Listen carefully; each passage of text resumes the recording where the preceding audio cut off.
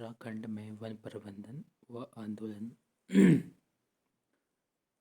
उत्तराखंड में वन प्रबंधन और आंदोलन के बारे में पढ़ेंगे। उत्तराखंड में वानिकी का अत्यधिक महत्व है। उत्तराखंड में लगभग 65% भूमि वन क्षेत्र में आती है और कृषि योग्य भूमि है 12.75, लगभग 13%। 65% भाग भूमि में वन क्षेत्र में आता है। प्रारंभ में कुमाऊं कमिश्नरी में वनों का जो दोहन हुआ करता था वो पूर्व प्रचलित विधि जो गोरखा काल में थी उसके अनुसार ही होता था। वन उत्पादों के निर्यात के लिए ठेके दिए जाते थे। ठेकेदार किसी भी व्यक्ति को वन में स्वेच्छानुसार वस्तु का निर्माण एवं कत्था निकालने की अनुमति देता था। मतलब एक ठेकेदार रखा जाता था वनों में और वह अंधाधुंध पेड़ कटवा देते थे। ब्रिटिशों द्वारा जो वन बंदोबस्त किए गए थे, जो उनकी वन व्यवस्था थी को वैज्ञानिक तथा सुव्यवस्थित कहा जाता था, क्योंकि वैज्ञानिक पद्धति द्वारा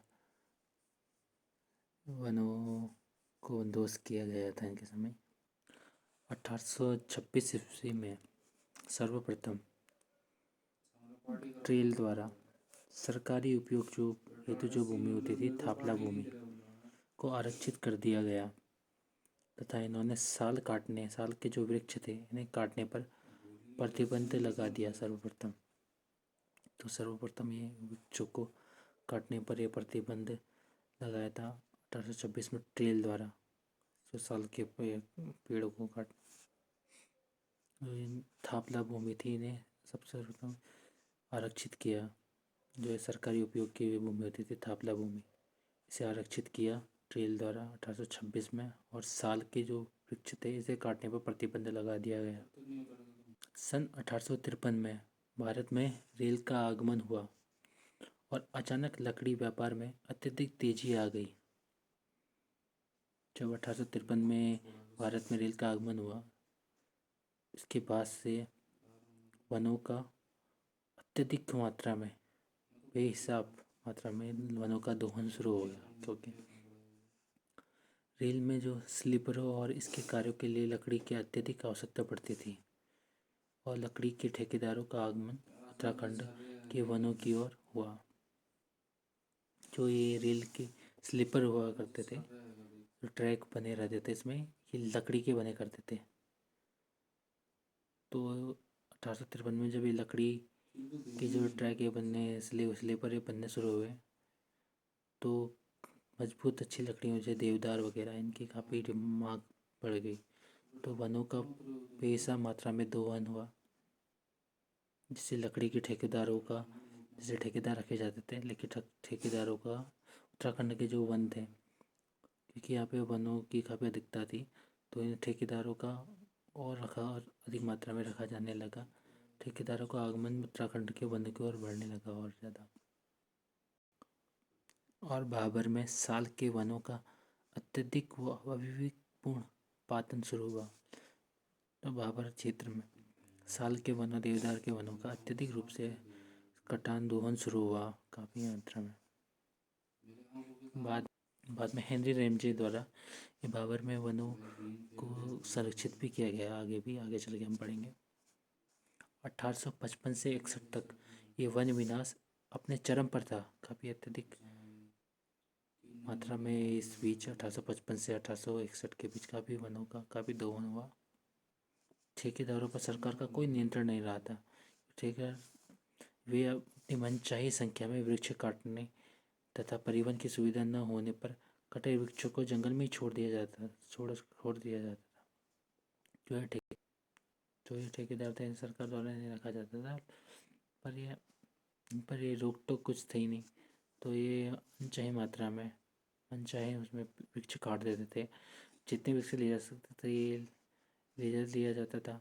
बाकी जो परिवहन की समस्या के कारण जो वृक्ष नहीं ले जा पाते थे वो उसे वहीं छोड़ देते थे। तो काफ़ी बर्बादी होती थी।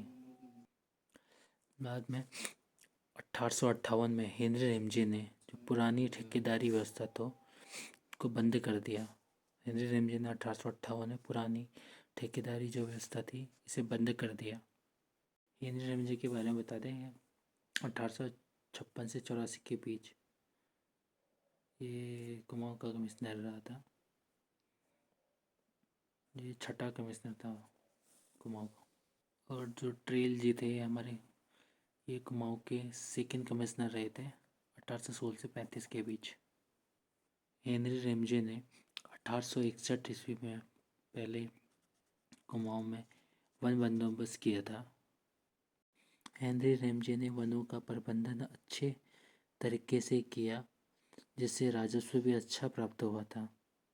1861 में हेनरी रेमजे ने कुमाऊं में बंदोबस्त जो किया था, काफ़ी इसके अच्छे परिणाम हुए। और साथ में इन्होंने वनों की हिफाजत और रक्षा के लिए नियम भी बनाए। जैसे इन्होंने पेड़ों को चिन्हित धन लगाना बोलते जिसे करने की प्रणाली लागू की इन्होंने, और आरक्षित वनों को आग से बचाने के लिए ये व्यवस्था भी की। इसकी प्रशंसा जो कुमाऊं में जो वन विभाग था उसके जो संरक्षक थे उसके पियर्सन ने भी की थी। इनके काम की तारीफ ये पियर्सन थे कुमाऊं में जो वन विभाग था, कुमाऊं में जो वन विभाग था उसके संरक्षक थे अध्यक्ष पियर्सन। अगर हम वन विभाग की बात करें तो 1864 में भारत में सर्वप्रथम वन विभाग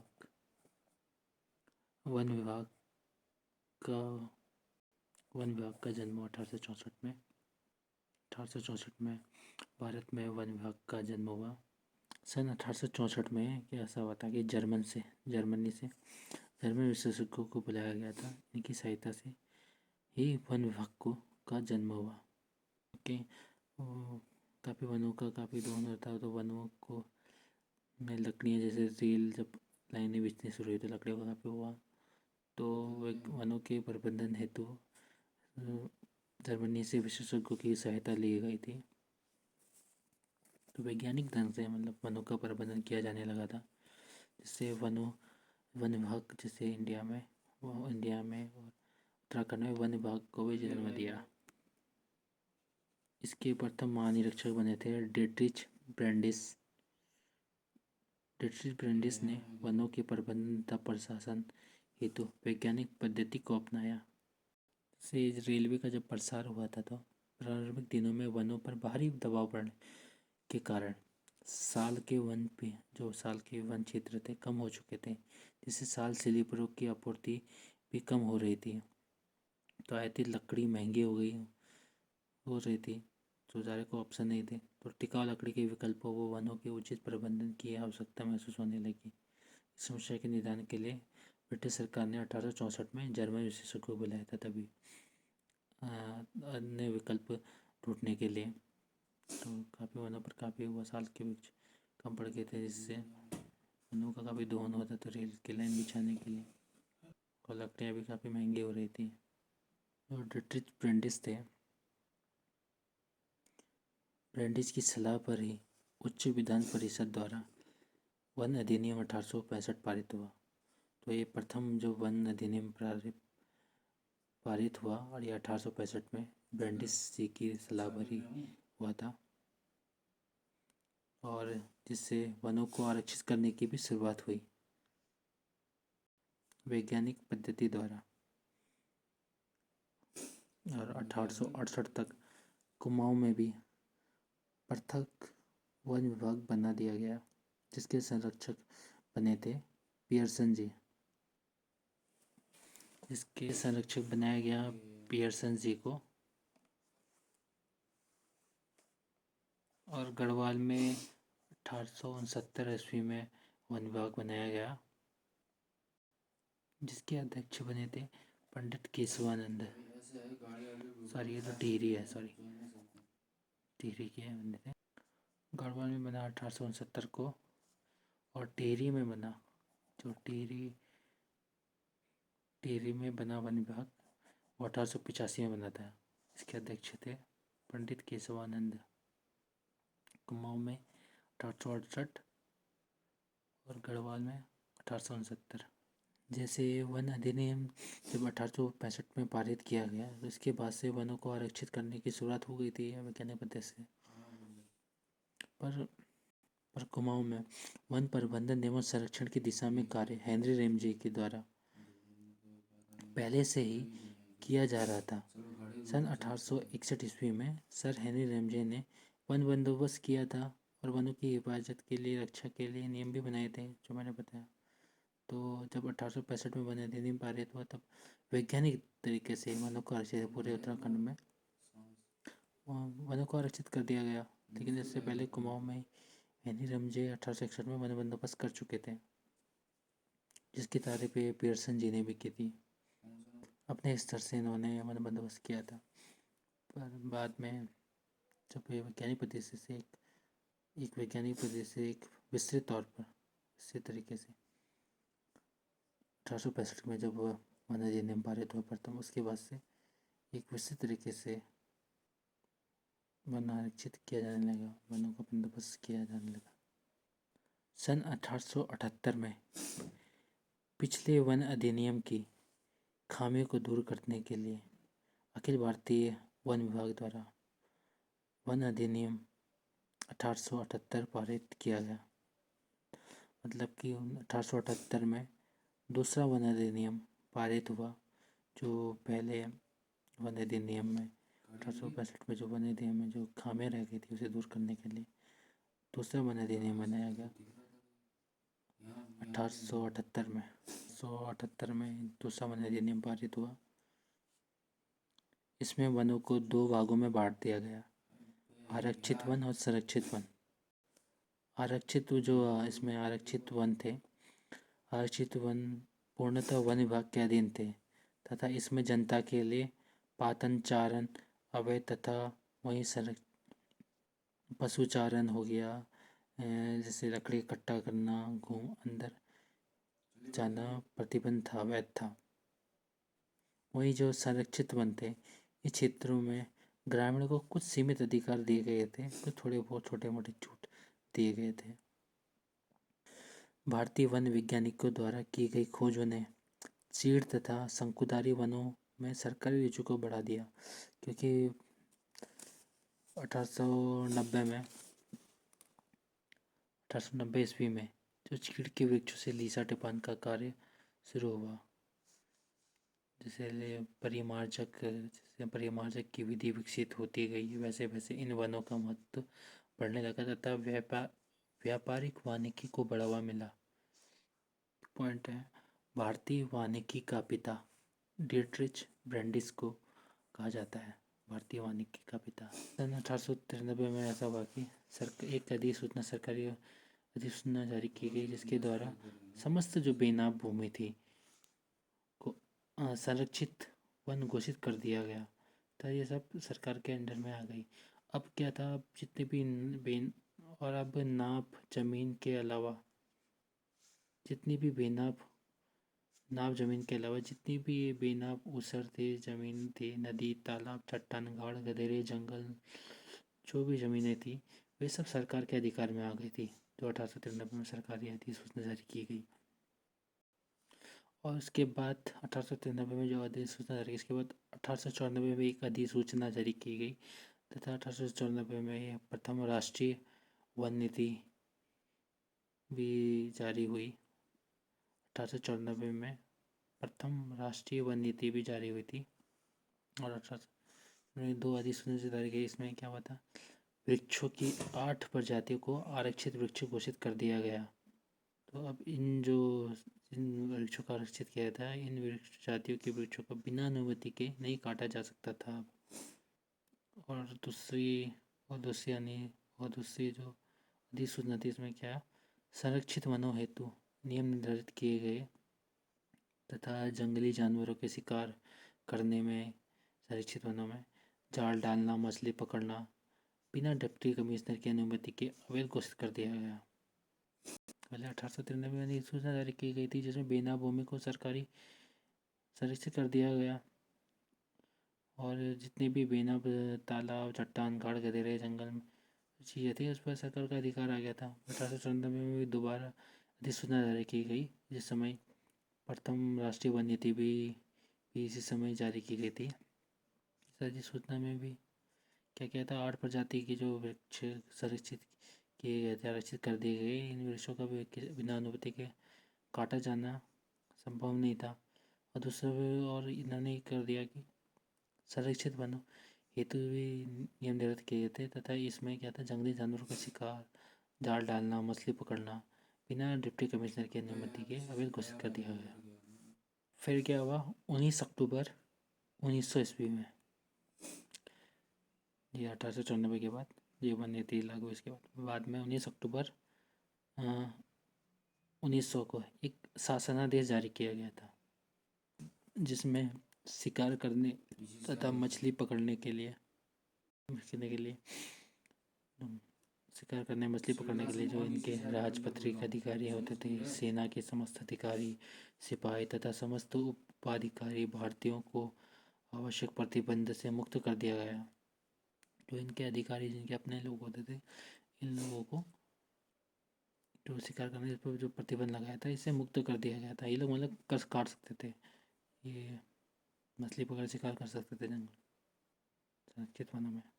और वहीं जो अन्य ग्रामीण थे, सामान्य ग्रामीण थे, इन्हें वन अधिनियम की धारा 32 के तहत मछली पकड़ना, शिकार करना दंडनीय अपराध था। ये आता था धारा 32, धारा 32 के सामान्य ग्रामीण थे, इन्हें मछली पकड़ना, शिकार करना दंडनीय अपराध था। इन्हें इसके लिए 6 महीने की कारावास, 500 रुपये दंड दिया जाता था। फिर 16 अक्टूबर 1902 में भी एक और अधिसूचना जारी की गई थी, जिसमें क्या हुआ था, भीमताल, नौकुचिया ताल, सात ताल और मलवा ताल पर बिना लाइसेंस के मछली पकड़ना अवैध घोषित कर दिया गया 1902 की अधिसूचना में। लेकिन इन्हें जो इनके अधिकारी थे मछली पकड़ने, इन्हें तो मुक्त कर दिया गया था 19 अक्टूबर 1900 की अधिसूचना के अनुसार। पर ये सामान्य जो ग्रामीण थे, वहाँ के लोग थे, धारा 32 के अंतर्गत शिकार करना, मछली पकड़ना मना था। तो ये अधिसूचना भी जो 1900 की, इसमें भी क्या था, भीमताल, नौकुचिया ताल, सात ताल, मलवा ताल पर भी बिना लाइसेंस के मछली पकड़ना अवैध घोषित किया गया था, क्या कर दिया था यहाँ पे भी। के बाद 5 अप्रैल 1903 को कुमाऊं कमिश्नरी के लिए एक संरक्षित वनों के लिए कुमाऊं कमिश्नरी के संरक्षित वनों के लिए एक नवीन नियम, एक अलग से नया नियम बनाया गया, जिसमें संरक्षित जो वन थे, इन्हें 2 भागों में विभाजित कर दिया गया। 5 अप्रैल 1903 में कुमाऊं कमिश्नरी के लिए के संरक्षित वन थे, इन संरक्षित वनों को 2 भागों में बांट दिया गया था। एक थे बंद सिविल वन, दूसरा खुले सिविल वन। तो 1903 में कुमाऊं कमिश्नरी संरक्षित वनों को 2 भागों में बांट दिया गया था, बंद सिविल वन और खुले सिविल वन। तो 1903 में संरक्षित वनों को 2 भागों में बांट दिया गया था कुमाऊं कमिश्नरी के, बंद सिविल वन और खुले सिविल वन। इसमें से बंद सिविल वन ऐसा क्षेत्र था जिसके लिए सरकार यह सोचती थी कि यह वन क्षेत्र पुनर्जन्म हेतु या संरक्षण के लिए बंद कर दिया जाना चाहिए। यह क्षेत्र डिप्टी कमिश्नर के अंदर आता था, जिसका सहयोग रेंजर करते थे। और जो ये खुले सिविल वन थे और ये खुले सिविल वन थोड़े से इन्हें ग्रामीणों को छोड़ दिया जाता था, जिसमें खुले सिविल वनों का जो ये प्रबंधन था, जिसमें डिप्टी कमिश्नर पटवारियों के सहयोग से देखता था। बंद सिविल वन में तो ये रेंजर, डिप्टी कमिश्नर रेंजरों के सहयोग से देखते थे, पर ये खुले सिविल वन में जो डिप्टी कमिश्नर इसका प्रबंधन पटवारियों के सहयोग से करता था। उसमें ग्रामीणों के वन संबंधी अधिकार जैसे घास काटना, चराई रंगा, बांस, पत्थर, बकरियों को पत्थर निकालना, बकरियों को चराना, आरक्षित वृक्षों में देवदार को काटने की आज्ञा डिप्टी कमिश्नर तथा अन्य आरक्षित वृक्षों को काटने की आज्ञा प्रदान पटवारी द्वारा प्राप्त करना किया जाता था। मतलब पटवारी का सहायता ली जाती थी इसमें। इनमें एक वन प्रबंधन में इसमें एक धारा 78 भी होती थी। इससे पहले हमने धारा 32 पढ़ी थी, जिसमें मछलियों और शिकार करने पर दंडनीय अपराध घोषित किया जाता था। एक थी धारा 78। इसके अंतर्गत क्या होता था कि जो ग्रामीण व्यक्ति हुआ करते थे क्षेत्र के, उन व्यक्तियों को वन में कोई भी जो घटना होने का संदेह होता था, इसकी जानकारी अधिकारी या पुलिस को देनी होती थी। तो आग बुझाना, और जब आग लग जाएगी तो आग बुझाने का दायित्व हर एक ग्रामीण को होता था। जब आग लग जाए, कुछ ऐसी समस्या आ जाए तो इसकी तो पुलिस अधिकारी को दी जाती थी, चाहे वो कितनी भी दूर क्यों ना हो, 15 मील दूर क्यों ना हो, पर संदेश पहुंचाया जाता था। और इसमें आग बुझाने का कार्य भी इन्हीं को ही करना पड़ता था। चाहे आग बुझाने के लिए जो क्षेत्र 10 मील दूरी क्यों ना हो, इन्हें वहाँ बुझाने के लिए खुद ही प्रयास करना पड़ता था, चाहे इन्हें 3-4 दिनों तक ही क्यों ना आग बुझानी पड़े। अगर विफल हो जाते थे तो इन्हें श्रम के लिए उनका चालान भी काटा जाता था उल्टा। इसलिए धारा 78 के लिए बारे में कहा जाता है, इसका दुर्भाग्यपूर्ण शैतानी उपयोग के लिए किया जाता है इस अधिनियम का प्रयोग। वन अधिनियम में का दुरुपयोग शैतानी उपयोग के लिए किया जाता था, धारा 78। ठीक है, एक पॉइंट है 1911 से 1917 के बीच स्टीपी और नेल्सन के द्वारा जंगल बंदोबस्त किया गया था।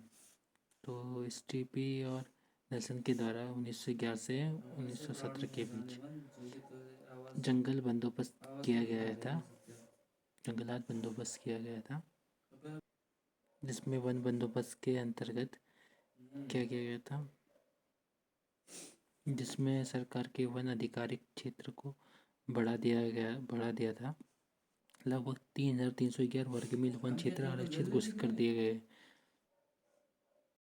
और सरकार के वन अधिकार क्षेत्र को बढ़ा दिया। वो ग्रामीणों के परंपरागत वन अधिकारों को हस्तगत कर दिया गया। जनता इसका पूर्णतः विरोध कर रही थी और असंतोष बढ़ता जा रहा था। इस बंदोबस्त से जनता काफ़ी नाराज़ हो गई थी और 1911 के बंदोबस्त जो हुआ था, इसके बाद से इस समय के बाद से ही आंदोलन का दौर शुरू होने लग गया था जो वन अधिकार के लिए। सन 1916 ईस्वी में वन समस्याओं के निराकरण हेतु कुमाऊं संघ की स्थापना की गई। तो कुमाऊं संघ ये दूसरा है, जो कुमाऊं परिषद भी 1916 में हुआ था, लेकिन एक कुमाऊं संघ ये दूसरा है जो वन समस्याओं के निराकरण हेतु इसकी स्थापना की गई थी, जिसके सचिव पंडित गोविंद बल्लभ पंत थे। इसके सचिव पंडित गोविंद बल्लभ पंत को बनाया गया। पंडित गोविंद बल्लभ पंत जो सन 1955 ईस्वी में भारत के गृह मंत्री भी बने। पंडित गोविंद बल्लभ पंत द्वारा लिखी गई पुस्तक दी फॉरेस्ट प्रॉब्लम्स ऑफ कुमाऊं में ब्रिटिश वन नीति के विरुद्ध कुमाऊं निवासियों के असंतोष को पूर्ण रूप से लिखा गया है। तो ये पंडित गोविंद बल्लभ पंत थे जी द्वारा लिखी गई पुस्तक थी एक, दी फॉरेस्ट प्रॉब्लम्स ऑफ कुमाऊं में लेखक ने ब्रिटिश वन नीति के विरुद्ध कुमाऊं निवासियों के असंतोष को पूर्ण रूप से लिखा है। इस संघ की अंतिम बैठक 1921 ईस्वी में दिसंबर माह में पंत जी की अध्यक्षता में की गई थी। श्री पंत जी ही पहले व्यक्ति गोविंद बल्लभ पंत जी ही पहले व्यक्ति थे जिन्होंने कुमाऊं तथा गढ़वाल के बासिंदों को प्राप्त वन के अधिकारों तथा सुविधाओं के विषय में खुलकर आवाज उठाई थी। के द्वारा ही सर्वप्रथम कुमाऊं गांव के बासिंदों को साथ लेकर वनों के अपने अधिकारों को प्राप्त करने के लिए, सुविधाओं के लिए, इस विषय में खुलकर आवाज उठाने के लिए बात की थी। जब ब्रिटिश वन कानून नियम नीति के रोष में काफ़ी रोष बढ़ गया था लोगों में, तो इसे शांत करने के लिए सन 1921 में एक समिति बनाई गई थी। तो सन 1921 में कुमाऊं तथा गढ़वाल के वासियों की शिकायतों तथा वनों के अधिकार एवं सुविधाओं की पूरी जानकारी प्राप्त करने के लिए एक समिति गठित की गई थी जिसका नाम था कुमाऊं ग्रीवेंस कमेटी। जो फॉरेस्ट ग्रीवेंस समिति थी, कमेटी थी, जन आक्रोश तथा आंदोलनात्मक रूप देखकर लोगों में जो रोष हुआ था, से जन आक्रोश बढ़ गया था वन नीति के विरोध में। तो आंदोलन को रूप देखकर सरकार ने 13 अप्रैल 1921 में समिति का गठन किया। ये फॉरेस्ट ग्रीवेंस कमेटी कहा गया, फॉरेस्ट ग्रीवेंस कमेटी कहा गया। इसके अध्यक्ष बनाया गया था पी वेंडम को इसके अध्यक्ष बनाया गया था, जो तत्कालीन कुमाऊं कमिश्नर थे। तो पी वेंडम की बात कर रही है, हमारे 16वें कमिश्नर थे, ये 1964 से 1924 के बीच रहे थे पी वेंडम। फॉरेस्ट ग्रीवेंस कमेटी के अध्यक्ष रहे। इन्हीं के समय कुली बेगार आंदोलन की समाप्ति हुई। सब जानते हैं इस समिति का उद्देश्य जनता के जन आक्रोश तथा आंदोलन को शांत करने और जनता में व्याप्त वन कष्टों तथा शिकायतों का अन्वेषण तथा इन मामलों की जांच करने के लिए इस समिति का गठन किया गया। इस समिति ने अपनी रिपोर्ट अक्टूबर 1921 में सरकार को सौंपी, जिसमें समिति ने ग्रामीणों के लिए कुछ अधिकार देने तथा कुछ वनों को उनके लिए खोले जाने की संस्तुति की थी तथा यह भी परामर्श दिया कि ग्राम सीमा से आधे मील के अंदर वन विभाग का पत्थर नहीं रखा जाना चाहिए। समिति की सिफारिश पर ही लोगों पर लगे मुकदमे को भी वापस लिए गए। सरकार ने समिति की कई संस्तुतियां स्वीकार कर ली थी। समिति ने तीनों जिले नैनीताल, अल्मोड़ा तथा गढ़वाल का भ्रमण किया। रिपोर्ट जारी की थी। सरकार द्वारा कई वनों को ग्रामीणों के लिए खोल दिया गया, कई कठोर नियम को सरल बना दिया गया। सन 1931 में उत्तराखंड में वन पंचायतों का गठन हुआ। इससे पहले 1930 में वन पंचायतों के गठन हेतु प्रयास किए गए, इसमें नैनीताल और पौड़ी, अल्मोड़ा में 1930 में वन पंचायतों गठन हेतु प्रयास किया गया और 1931 में उत्तराखंड में वन पंचायतों का गठन कर दिया गया। चमोली में वन पंचायत 1932 में वन पंचायत का गठन हुआ।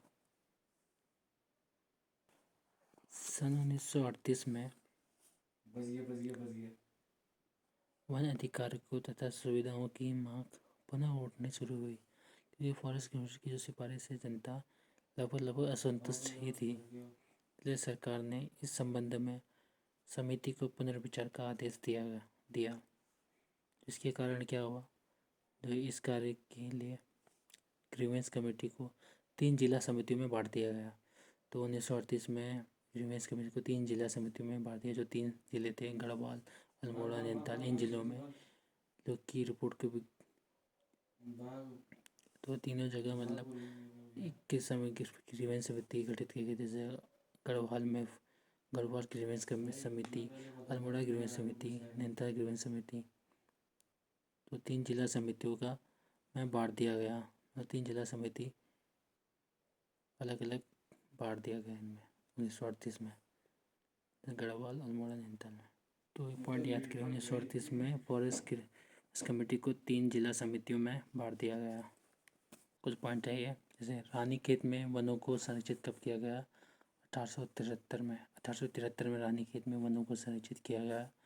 नैनीताल में 1879 में वनों को संरक्षित किया गया। पॉइंट है से हेनरी रेमजे को 1858 से 68 के मध्य जंगलात ऑफिसर बनाया गया। 1858 से 68 के बीच जंगलात ऑफिसर बनाया हेनरी रेमजे को। 1868 ईस्वी में हेनरी रेमजे ने बाबर के वनों को संरक्षित कर दिया था। बाबर के वनों में काफ़ी जो 1853 रील आई थी, इसके बाद काफ़ी बाबर के वनों में भी वृक्षों का भी कटन हुआ था ना। 1868 में बाद में दोहन हो गया था, तो बाद में अन्य कई रास्ते खोजने के लिए जर्मनी से विशेषज्ञ बुलाए गए थे। वैज्ञानिक वन प्रबंधन शुरू हुआ था। बाद में 1858 में बाबर के क्षेत्रों में वनों को नियमित दौरा किया गया 1878 में। एक पॉइंट ये था, जैसे 1938 को ये फॉरेस्ट क्लियरेंस कमेटी को 3 जिला समिति में बांट दिया गया। फिर 1939 में एक report N investigation into the villagers rights in the reserve forest of Kumaon नाम से एक रिपोर्ट प्रकाशित हुई थी। एक पॉइंट है इम्पोर्टेंट, पॉइंट याद रखना। हम नेक्स्ट बाद में इसके बाद पढ़ेंगे हम वन आंदोलन के बारे में पढ़ेंगे, और टिहरी रियासत में जो वन प्रबंधन हुआ इसके बारे में।